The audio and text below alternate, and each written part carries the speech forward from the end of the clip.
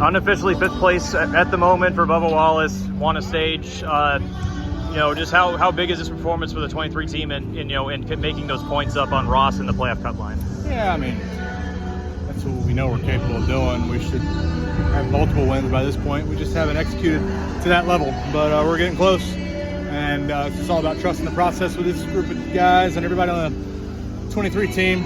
Proud of everybody airspeed, a 2nd and a 5th to end this part of the season into our 2-week break is nice. So yeah, I don't know if there's much you can ask for besides a win, but just got to keep going. Can't let up now. All right. You know, throughout the weekend we talked about lack of passing. Kind of rear is going to be a big deal. How do you feel the car drove throughout the race?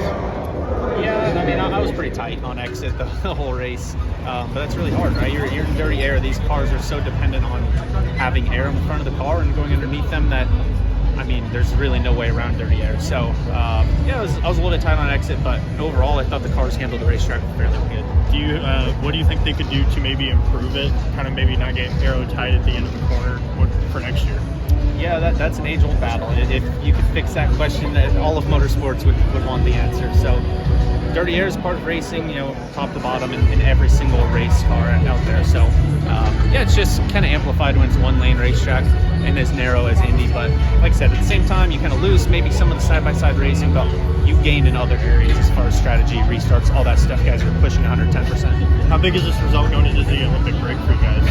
Yeah, I think you know, it's funny, right? If we got a bad result, we'd be like, okay, good time to reset and get back to it. But for us, it's just cool to see the progress that we've been making and continuing to make. So yeah, that's our goal, is keep steady progress.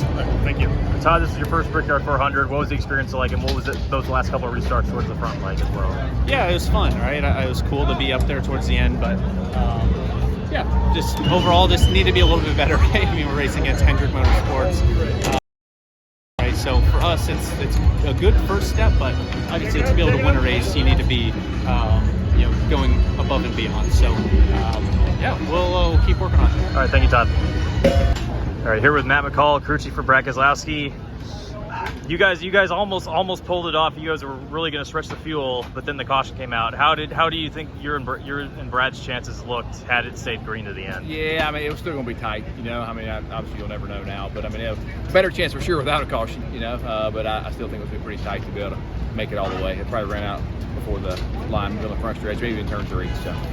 And then you guys did pit. Did Brad run out like in that immediate moment? Yeah, he knew that it was losing pressure, right? He could have kept going probably a little further, but the best thing to do instead of cause a big crash was the pit right there.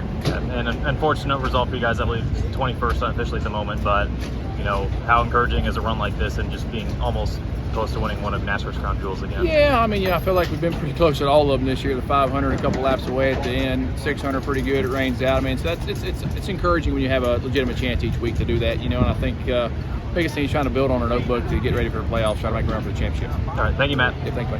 This is Custom Patch Hats. But what makes us custom? Well, that actually begins with you.